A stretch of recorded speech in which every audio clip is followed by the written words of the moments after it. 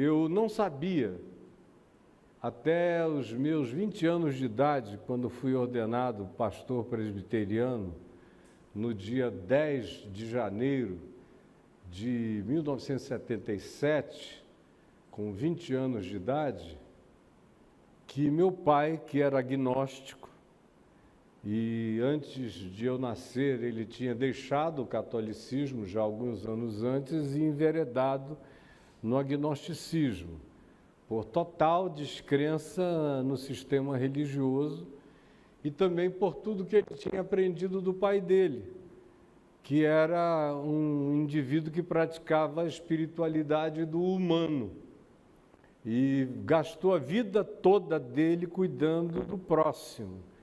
Comprou um hospital em inglês enorme, ele foi politicamente muita coisa. No Amazonas, por fim, veio a ser governador, mas largou tudo no ápice dessas conquistas, concluindo que ele não ajudaria necessariamente aos pobres através de mandatos políticos, mas quanto menos ingerência político-partidária ele tivesse, mais fácil era para ele ajudar o próximo. E aí comprou um hospital inglês, que tinha sido da Primeira Guerra Mundial, em Manaus, e passou a abrigar a família dele, que era grande, eram 13 filhos, ele perdeu 3, criou 10, e mais alguns outros 20, 30 filhos de criação, e uma quantidade enorme de doentes, de modo que na casa eles cuidavam de aproximadamente 120 a 180 pessoas doentes todos os dias e alguns ficavam instalados lá por meses se recuperando. E ele largou tudo para morrer fazendo isso e fez durante muitos anos.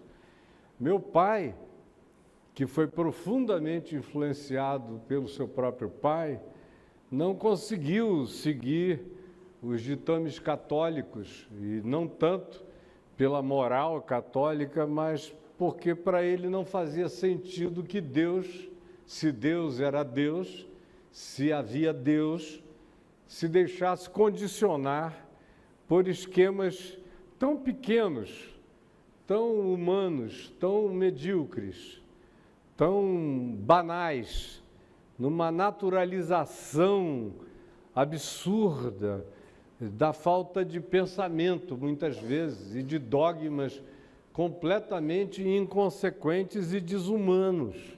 E ele abandonou isso tudo. Terminou a faculdade de Direito, em primeiro lugar, uma nota que ele mantém já agora, até o dia de hoje, isso já tem mais de 100 anos praticamente vai fazer, e até hoje a nota dele, a média dele, não foi batida na Faculdade de Direito do Amazonas, porque ele tirou 10 absoluto nos 6 anos que durava a faculdade. Aí começou a exercer a profissão de advogado e logo foi entrando em alguns estados de constrangimento que ele próprio não conseguia explicar. Quando veio o golpe militar, ele foi atingido frontalmente e nós deixamos o Amazonas e fomos para o Rio. Foi no Rio que ele se converteu, em 1966, lendo o Novo Testamento sozinho, e eu só vinha saber de algo que ele tinha feito no dia do meu nascimento, quando eu fui ordenado pastor presbiteriano em 10 de janeiro de 1977, na volta para casa, depois da ordenação, ele falou: tem algo que eu guardo para te dizer, eu não quis te falar antes, porque eu prometi para mim mesmo que nenhum de vocês, meus filhos, faria qualquer coisa em relação a Deus por causa de influências ou de sugestões da minha parte. Eu, quando criei em Jesus, fiquei ainda mais firme na minha deliberação de não falar nada com você. Mas você nasceu às 6 da tarde, mais ou menos. E no dia seguinte, quando me deixaram pegar você pela primeira vez, já era também por volta das 6 da tarde, e eu estava só com você no quarto da Santa Casa de Misericórdia lá em Manaus, e levei você para uma esquina daquele grande quarto de pé direito, alto, português, e fiz uma oração, dizendo: Deus, eu não sei se há Deus, mas se há Deus, se Deus é, eu queria que o Deus que é, se há Deus, porque eu não sei se há Deus, eu queria ofertar esse meu filho a ti. E eu queria que ele vivesse para anunciar a tua palavra todos os dias da vida dele. Se há Deus, é teu. Toma conta. E me devolveu ao leito, nunca mais me tocou nesse assunto, veio a se converter quando eu tinha de 12 para 13 anos de idade, o que me gerou uma alegria imensa, porque ele andava armado depois do golpe militar para matar os 8 inimigos que eu tinha entregue a um inquérito militar perverso, ou então para se suicidar, porque ele dizia que não conseguia conviver com a vergonha de ter tido uma família com um nome tão limpo e o pai com uma figura gandiana no estado do Amazonas, e ele agora com o nome nos jornais e com matérias negativas a respeito de uma vida que ele tinha tentado preservar, e por isso ele oscilava entre a vontade de matar os inimigos que tinham feito aquilo ou a vontade de se suicidar. Eu cheguei a encontrar aqui, eu fui estudar quando a gente mudou para cá, para Copacabana. Eu mudei em dezembro de 64, naquele ano. Ele já estava aqui com a minha mãe, e eu vim com a minha avó, e meu irmão Luiz, que já está com o Senhor desde novembro de 1976, e chegamos aqui em dezembro, e eu via que ele andava armado, e minha mãe dizia, ele diz que se encontrar um daqueles ele mata, ou se a angústia aumentar demais ele dá um tiro na cabeça. E ele me deixou num estado de angústia, jogava bola desde criança, era um bom jogador de futebol, e ali com os meus 11, 12 anos, jogando na praia, jogando na calçada, jogando no campo de futebol, lá no Leme, na escola onde eu estudava, uma escola pública, São Tomás de Aquino, que está lá até o dia de hoje, e eu fazia pé-pé, jogava bola, fazia tudo, fazendo uma oração que eu não sabia nem o que era, mas era a única coisa que eu tinha. E a oração era jogando bola para lá e para cá, agitado, fugindo dos ônibus que passavam na Sá Ferreira, e você pulava para lá e para cá, dizendo: salva meu pai, salva meu pai, salva meu pai, salva meu pai, Jesus, salva meu pai, salva meu pai, salva meu pai, salva meu pai. E aí nós mudamos para Niterói no início de 66, nas águas de março de 66, quando o morro do Pavãozinho veio todo abaixo, e eu morava num prédio nos fundos, olhando para aquele pessoal que vinha caindo com terra, com barro, as casas eram de madeira, as famílias gritando no meio daquilo, uma agonia enorme.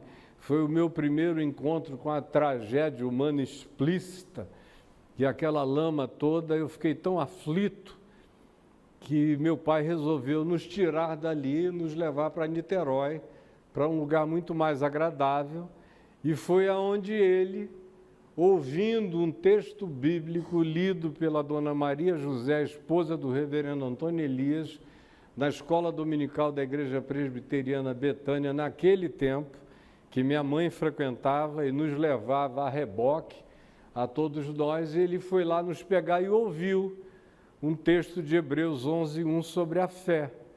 Ora, a fé é a certeza das coisas que se esperam e a firme convicção de fatos que se não veem. Aí ele saiu escondido, foi para o carro e ficou tentando não esquecer Hebreus 11:1, Hebreus 11:1. Que coisa fantástica, que definição concisa. Chegou em casa, acabamos de almoçar e ele disse à minha mãe: você poderia abrir a Bíblia em Hebreus 11:1 para mim? Nós quase caímos da cadeira, assustados, porque ele dizia que a Bíblia era um livro da mente, produzida pela mente nervosa dos hebreus, e que só tinha contos nervosos, e agora está ele sabendo de Hebreus 11:1. Ainda disse, é sobre fé, né? E a mamãe disse, é. Aí ele leu o capítulo inteiro. Quando acabou, ele achou tão lindo como literatura, que ele disse, não é possível que uma pessoa que se diz culta, como ele se jactava de o ser, não leia um livro com essa beleza literária de Hebreus, aquele capítulo com as ênfases da fé, desde o princípio da criação, enfim. Ele disse, eu preciso ler esse livro. E minha mãe, sem saber de nada sobre Jesus como chave hermenêutica, que é o que eu falo há tantos anos, ela, sem saber de nada, praticou isso. Ela falou, não começa a ler, ele abriu em Gênesis, não começa a ler daí não. Esse é um livro diferente. Para a gente entender o começo, só lendo o fim. Aí abriu em Mateus, falou, leia de Jesus para lá. Aí quando você acabar, eu mostro como você deve ler o Velho Testamento. O medo dela é que ele engatasse nos primeiros mandamentos apedrejantes do Êxodo e do pessoal que, zeloso a Deus, traspassava os outros e, tomado pelo zelo do Senhor, mataram todos os inimigos de Moisés. Ele era aquele humanista e inveterado, e ela disse, ele não vai aguentar. No Levítico, então, ele bate de chega, prefiro o Código de Hammurabi ou qualquer outra coisa antiga, isso aqui é tosco demais. E ele começou em Mateus, leu no mesmo dia de domingo, Mateus, Marcos, Lucas, e chegou em João, às 2, 3 horas da madrugada. Quando ele leu o capítulo 19, sobre a cruz, conforme João, já tinha lido em Mateus, Marcos e Lucas, mas foi em João que ele foi descascado, escalpelado e caiu de joelhos na cozinha, dizendo, me perdoa, Jesus, eu te matei. Não foram os romanos, nem foram os judeus, fui eu, Caio, te matei. Me perdoa. E estrondava uma voz dentro dele, perguntando, e tu, perdoas os teus inimigos?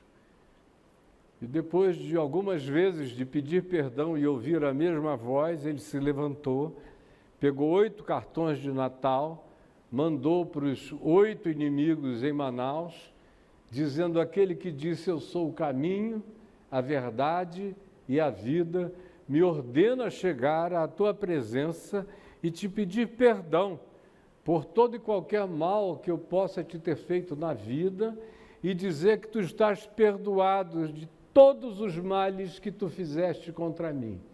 Em nome de Jesus, caio. E aí não tocou mais no chão até morrer, e até ir ao terceiro céu, e até ter experiências extraordinárias com Deus, que quem conheceu sabe de que estofo de ser humano eu estou falando e de que qualidade de vida eu estou me referindo. Eu fiquei com tanta alegria, porque eu não sabia no que eu cria, nem se eu precisava crer em qualquer coisa, mas eu tinha tido uma avó presbiteriana, uma mãe presbiteriana, e fui batizado na Igreja Católica, por causa dos meus avós, da minha avó materna, da família do meu pai, e na Igreja Presbiteriana, criança, em Manaus. E pronto, e acabou.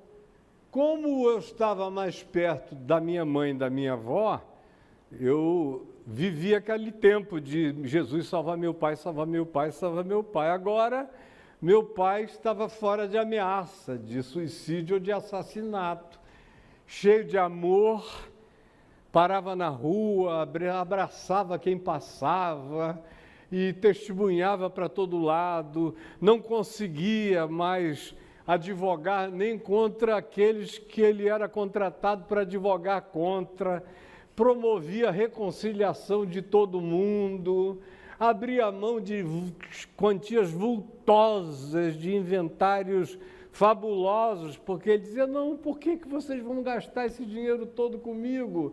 Eu só sou esperto a beça, e vocês podem ficar com quase tudo, paguem aqui uma bobagem para mim. E ele passou a fazer isso com naturalidade, foi ameaçado de morte por causa dessas bondades. Havia pessoas que não queriam pagar menos, queriam era se vingar dos outros, e todos os que se viam não vingados ficavam zangados, e um foi matá-lo, e acabou se ajoelhando e chorando. Quando meu pai olhou para ele e falou, se o senhor quiser me matar, pode me matar, mas eu vou morrer cheio de amor pelo senhor. Daí, o cara foi caindo de joelho e pedindo perdão. A igreja presbiteriana viu que estava lidando com uma criatura totalmente especial, já tinha mais de 45 anos de idade, não tinha idade para ir para seminário, e seria quase um desperdício. Se fosse para dar aula, podia até ser de alguma outra matéria. Mas o reverendo Antônio Elias, muito sábio, falou, olha, eu vou te dar um programa aqui de 300 livros para ler e depois vou apresentar o seu caso ao presbitério para ver se você é ordenado. A Constituição presbiteriana tinha lá uma cláusula de vocações tardias. E como o senhor é um homem muito culto e preparado, a igreja presbiteriana não vai criar objeção. E foi assim que aconteceu. Logo depois ele entrou num estado monástico de muito jejum e oração direto, e em seguida começou a ser chamado para orar pelos doentes, e os doentes eram curados, e milagres extraordinários começaram a acontecer, e ele tinha meses de fé, e expulsando demônios no meio daquela classe média alta de Niterói, que não sabia nem o que era aquilo, mas ele passava e o pessoal caía possesso. O homem cheio do Espírito Santo, e eu jogando bola. Até que um dia houve uma reunião de oração na igreja, e minha mãe pediu para eu ir, porque o reverendo Antônio Elias queria dedicar aquela vigília à gratidão pela conversão tão inusitada do meu pai, que era uma coisa meio agustiniana, meio Tomás de Aquiniana, era um negócio violento, e profundo, e culto, e amplo, e rico. E ele, rico de conhecimento, e ele estava chocado. E aí lá fui eu, sim, meio chateado, me assentei à frente. E lá pelas tantas o reverendo Antônio Elias falou, eu queria pedir ao filho mais velho do doutor Caio, o Caio Filho, que era amigo dos filhos dele, por causa do futebol, muito mais do que por causa da igreja, e para vir aqui à frente fazer uma oração. Aquilo ficou aquele eco na minha cabeça, assim, sabe? É como se eu tivesse levado uma pancada, ou tivesse tomado uma droga pesada, que estivesse começando a dar onda. Eu fiquei assim, digo, o que ele está fazendo? Meu Deus, o que é isso? Venha cá, Caio Fábio. Aí eu fui e eu só sei dizer, Jesus salvou meu pai, né? Aí eu falei, Jesus, obrigado por ter salvo meu pai. Aí comecei a chorar, e entrei num transe e orei, eu não sei quanto tempo. Mamãe diz que foi muito tempo. E eu não lembro de uma única palavra, parecia que eu estava falando em línguas, mas era português. E o povo chorando convulsivamente. Quando eu acabei, quando passou o transe, que eu abri os olhos, eu estava molhado, o reverendo Antônio Elias de joelho resfolegante, o povo todo ajoelhado, chorando. E eu, sem saber o que tinha acontecido, voltei, sentei. Minha mãe disse, meu filho, o Espírito Santo se derramou sobre você poderosamente. Aí eu falei, tá bom, então. Aí o reverendo, naquele mesmo dia, falou: eu quero convidar o Caio para vir pregar para nós domingo à noite, no nosso culto noturno da igreja. E eu com 13 anos, mal completos. Aí eu falei: meu Deus, o que é isso? O que eu vou fazer? Eu falei: vou pregar uma mensagem dele. Memória boa, me botavam ali de vez em quando, eu ouvia algumas coisas, vou falar sobre ressurreição de Lázaro. 4 pontinhos fáceis, né, que eu já sabia a manha do reverendo, como é que ele fazia. Presbiteriano usa 3 pontos, mas ele usava quantos ele queria. E aí era tirai a pedra. Primeiro a mulher, já cheira mal, a Marta, né? Ele tirai a pedra, Lázaro vem para fora, desatai-o e deixai-o ir, e estamos feitos. Eu falei: eu vou nessa aqui. Mas comecei a falar isso e fui tomado de novo. Não lembro de mais nada, nem de coisa alguma. Quando eu fui abrindo os olhos, estava todo mundo aos prantos. E havia já um monte de pastores lá, e o primeiro era pastor da Igreja Presbiteriana de Niterói, o reverendo Felipe Dias, que já está com o Senhor, que me chamou e falou: você prega domingo que vem lá na minha igreja à noite. Eu falei: meu Deus, que negócio é esse? Aí veio o pastor da igreja Wesleyana, que estava lá também, e falou: você prega na minha na próxima quarta-feira.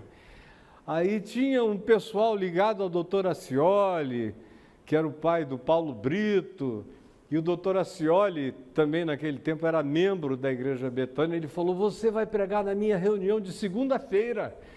Me encheram a agenda durante 6 meses. Quando eu vi, eu estava em Macaé, na Igreja Metodista de Macaé, numa praça, que me disseram outro dia que está do mesmo jeito até hoje, com uma carinha antiga ainda. Preguei em igreja para todo lado. O doutor Jeremias Fontes disse: você vem aqui no S8. Aí lá ia eu, para lá e para cá. Digo: meu Deus, o que eu estou virando? E naquele tempo, tinha um pregadorzinho jovem chamado Emanuelzinho, que era o pregador da Bíblia, um garoto que com 8 anos foi levado ao Senado e pregou, e quando acabou, o senador Miller, Filinto Miller, o pegou e o levantou e falou: garoto, tu és grande. Aí ele falou: não, senhor, grande é só Jesus. Aí o senador o arriou. E eu tinha conhecido esse menino, porque tinha passado um fim de semana na minha casa, e eu fiquei morrendo de pena dele, porque ele queria jogar bola, ir lá para fora, e a mãe dele, a dona Yolanda, ficava dizendo: Emanuelzinho, vem jejuar, vem orar que você vai pregar hoje à noite, garoto. E o menininho ali, pálido, coitado, só queria jogar bola. Quando eu me vi na condição Emanuelzinha, com 13 anos de idade, eu falei: eu não vou virar Emanuelzinho de jeito nenhum, Deus me livre. E quando eu voltei de uma viagem dessas, eu acho que a Macaé, ou um lugar assim, eu cheguei em casa e falei: ó, acabou, não vou mais. Não vou perder minha juventude com esse negócio, não. Eu gosto é de bola, de mulher, de outras coisas, não sei o quê. Ó, se Jesus me quer, ele corra atrás de mim, porque eu não vou ficar dando moleza para os crentes, não. Chega. E aí não queria mais nem ir à igreja e, com efeito, parei de ir. Eu ia só para poder chegar na casa do Ricardo Boechat, que morava lá do lado, tinha um campo de futebol onde a gente jogava todo sábado e domingo. Mas para o culto mesmo, não. E com os meus amigos na cidade toda, futebol no centro e a meninada, as mulheres ao redor do interesse absoluto. As drogas começaram de todos os tipos muito cedo, com 13 anos, era muita metanfetamina e outras coisas mais. Eu não tenho nem paciência mais para falar sobre isso. E a maconha era o que de mais leve eu usava, o cigarro também, eu comecei muito cedo a usar isso tudo, para mim era natural. E gostava muito da noite, com 14 anos, ia para tudo que é balada, naquele tempo era outro nome, eram os bailes das casas e muita menina, muita coisa diferente, enfim. Até que meu pai teve a visão de que Deus o chamava, um índiozinho, vinha numa canoa remando, ele estava 3 dias ou 4 dias voando, e aquele índiozinho chegou numa visão a ele e falou: volta para o Amazonas e prega para nós. E meu pai fechou os escritórios, fechou tudo, não quis nem o dinheiro que ele tinha a receber, doou tudo que tinha e voltou para o Amazonas para viver como pobre, na periferia, com 2 salários mínimos de uma igreja presbiteriana das mais pobres da cidade. Aquilo me deu uma raiva, mas uma raiva, que eu disse, pelo amor de Deus, ele podia pelo menos ter pensado na gente, né? Porque eu gostava de viver aquela vida onde não faltava nada, e você podia fazer o que quisesse, de repente, tinha virado pobre. E saí de casa. A raiva foi tão grande que eu fui embora. E acabei voltando sozinho para o Rio, para Copacabana, e fui morar com Arthur Vigílio Neto, que foi senador, foi prefeito recentemente, está na política desde o tempo do avô dele, todos amigos da minha família, e aí, e depois com os Grace, treinando jiu-jitsu e andando atrás das meninas. Aquele período todo, até que eu entrei num estado de angústia muito grande, voltei para Manaus, depois que 33 amigos meus foram para a Ilha Grande, presos. Naquele tempo, na Lei de Segurança Nacional, quem quer que usasse, mesmo que fosse maconha, uma quantidadezinha, 2, 3 baseados mais grossos, já era incluído como traficante, e o destino era a Ilha Grande. E eu estava cheio de amigos lá, eu falei, não vou não, fugi para Niterói. Fui para a casa do reverendo Antônio Elias, ficava treinando jiu-jitsu lá com o Carson Grace, em Caraí, e falei, não vou preso, só saio daqui de volta para o Amazonas. Aí volto, alguns anos depois, para casa, chego lá novo, mas rodado, cansado, com uma vontade de morrer enorme, e tive um encontro com Deus, de verdade, genuíno. E meu pai me perguntou, qual vai ser a coisa mais difícil para você agora? Aí, o que? Maconha? Daquele tempo se chamava bala de bolinha. É isso, é aquilo, é LSD, o que é? Eu digo, não, pai, é mulher mesmo, mulher, que é mulher aqui no Amazonas, as mulheres ávidas, pulam em cima, parece pesca na Piracema, né? O barco vai se enchendo. Eu digo, é mulher que não acaba mais. Então, o meu problema vai ser esse. Para eu andar assim, como o senhor anda com Deus, vai ter que ser muita misericórdia de Jesus em relação à mulherada. Aí eu me controlar. E aí ele disse, então, eu vou te ensinar a matar a carne. Eu falei, o quê? Lá no jiu-jitsu dos Grace não tem essa matéria da graça, né? E aí, como é que a gente mata a carne? Ele falou, você vai ler o Novo Testamento até sair pelos teus poros. Eu vou te ensinar o que aconteceu comigo. Você vai ficar tomado disso. E eu vou te ensinar a jejuar e orar.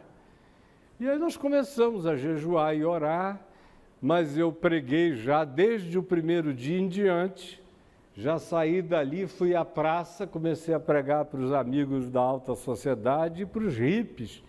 Manaus era uma capital de hippies que vinham do mundo inteiro por causa de chá de cogumelo, ayahuasca e outras coisas mais, eram todos meus amigos. E eu comecei a pregar, eles foram se convertendo, eu levava para a casa dos meus pais. Tinha um quintal enorme, cheio de 150 hippies, mamãe cozinhando para aquele povo todo, papai sentava na grama, aquele pessoal com periquitinho no ombro, e eu comprava ácido, entendam, um ácido para fazer pulseirinhas e bijuteria, para eles desenharem lá os negócios deles, e ganhava o direito de ser ouvido o dia inteiro pregando. E aí depois as faculdades, as escolas começaram a me chamar. Meses depois eu estava na cidade toda, e nos jornais, e entrevistas, rádios, e aí fiz um evento, meu primeiro evento público, grande, evangelístico, e preguei 3 noites, não tinha nem um ano de convertido ainda. E aquela multidão lá querendo ver que louco era aquele, que maluquice. Eu era muito conhecido antes na cidade, por outras razões, por briga, polícia, confusão. Eu tinha saído de lá a primeira vez fugido por causa de umas surras que eu dei em umas pessoas que foram hospitalizadas. Então todo mundo queria ver o que era aquilo. E, de repente, o dono da televisão que transmite a Rede Globo, o doutor Felipe Dal, ouviu dizer o que estava acontecendo e me chamou lá com meu pai. E falou: Caio, eles eram amigos de infância, o que aconteceu com teu filho? Estou ouvindo coisas extraordinárias. Aí ele disse, papai disse, é melhor ele te contar. Aí eu falei, quando eu acabei de falar, ele disse, meu filho, acho que Deus, ele era muito católico, acho que Deus te deu o dom da palavra. Você não quer usar a minha televisão de graça? Todo domingo, de 6h30 da tarde às 7h da noite? Aí eu falei, quero sim. Não tinha gravação, não tinha nada, era tudo ao vivo. E era preto e branco. On, e você mandava ver. E eu comecei a pregar, a cidade inteira passou a ouvir, criou um problema no sistema de telefonia da cidade. A companhia telefônica instalou dezenas de telefones receptores para receberem os chamados, porque eu dava um número e aí pipocava 8, 10 mil chamados por dia. E aí treinei gente, até o pastor Alcibiades Vasconcelos, que era o presidente da Assembleia de Deus no Amazonas e veio a ser presidente da Convenção Geral das Assembleias de Deus do Brasil, era conselheiro lá, junto com o pastor Norton Reich Lages Batista, da Primeira Igreja Batista, todo mundo. E eu, um garoto ali no meio deles, tratado como um homem, porque eu me tratava assim, e recebendo a ajuda de todos, e terminava, eu dizia, procure a igreja evangélica mais próxima da sua casa. Eu fiz isso ainda até a década de 90, de 73 para 74 até 95, mais ou menos, quando não deu mais. Porque naquele tempo eu constatava que havia uma ignorância brutal no meio evangélico, mas havia muita sinceridade. Depois dos anos 90, especialmente da criação da Associação Evangélica Brasileira, antes eu convivia com pastores do Brasil inteiro, há anos, mas não como presidente de uma associação que reunia 65% de todas as denominações evangélicas do país. E aí eu comecei a conviver com o banditismo mesmo, com os gangsters, com a maldade, com assassinato, com sequestro de pastor para tomar o ministério. Eram as coisas que eu estava acostumado, com Bangu 1, com Escadinha, com o Gordo, com o Celcinho da Vila Vintém, com Isaías do Borel, com essa moçada toda. O Salomão subiu não sei quantos morros do Rio de Janeiro, campanha Rio Desarme-se, tudo isso que aconteceu. Eu estava acostumado com a malandragem, eu cresci no meio da malandragem, mas eu fui conhecer a malandragem entre os líderes evangélicos, mesmo. E o coração foi entrando numa angústia, eu dizia, meu Deus, além de tudo, eu ainda sou presidente desse negócio, dessa corja. E o que eu estou fazendo aqui? Aí foi, Jesus me salva daqui, me tira daqui, Jesus. Com 94, o Salomão trabalhava lá comigo já há algum tempo. E eu chamei meu filho Davi e falei, filho, é só você, a única pessoa que eu tenho para confessar o que eu estou sentindo. Eu não aguento mais. Não aguento mais isso aqui. Eu estou com vontade de renunciar a tudo e a sair. Me dá vontade de mudar para Angola ou Moçambique, começar tudo do zero num lugar onde ninguém me conheça como eu sou conhecido aqui, que eu não posso ir a lugar nenhum que todo mundo conhece, porque eu não suporto mais, é muita mentira, é muito engano, é muita pilantragem.